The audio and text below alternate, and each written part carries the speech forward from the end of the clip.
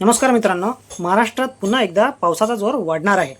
हवामान विभागाने 31 जुलै ते 4 ऑगस्ट दरम्यान अनेक जिल्ह्यांसाठी मुसळधार ते अतिमुसळधार पावसाचा इशारा दिला आहे। काही भागात विजांचा कडकडाट, वादळी वारे आणि पूरस्थिती निर्माण होण्याची शक्यता आहे। त्यामुळे हा व्हिडिओ शेवटपर्यंत नक्की पहा। सर्वप्रथम कोकण विभागाबद्दल बोलायचे झाले तर पालघर, ठाणे, मुंबई आणि रायगड जिल्ह्यांमध्ये 31 जुलै रोजी मुसळधार ते अतिमुसळधार पावसाचा इशारा देण्यात आला आहे। यासोबतच 50 ते 60 किलोमीटर प्रति तास वेगाने वारे वाहू शकतात आणि झोत 70 किलोमीटर प्रति तासापर्यंत पोहोचू शकते। रत्नागिरी आणि सिंधुदुर्गमध्येही मुसळधार पावसाची शक्यता कायम आहे। मित्रांनो, उत्तर महाराष्ट्रामध्ये धुळे, नंदुरबार, जळगाव आणि नाशिक जिल्ह्यांसाठी मोठा इशारा देण्यात आला आहे। विशेषतः धुळे, जळगाव आणि नाशिकमध्ये काही ठिकाणी अतिमुसळधार पावसाची शक्यता आहे। नाशिक घाट परिसरात 1 ऑगस्टपर्यंत पावसाचा जोर कायम राहण्याचा अंदाज दिला आहे। आता पश्चिम महाराष्ट्राकडे वळूया।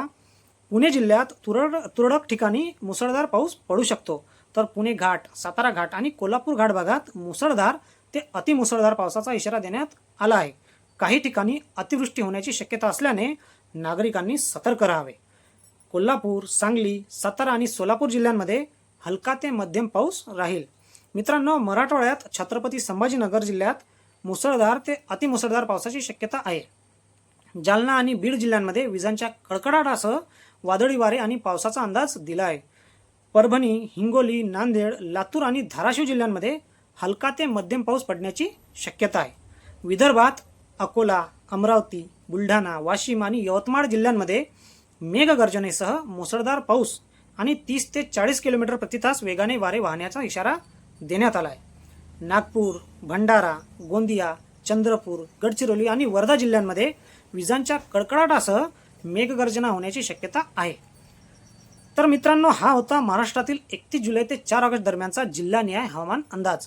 तुमच्या जिल्ह्यात सध्या पावसाची परिस्थिती कशी आहे ते कमेंटमध्ये नक्की सांगा।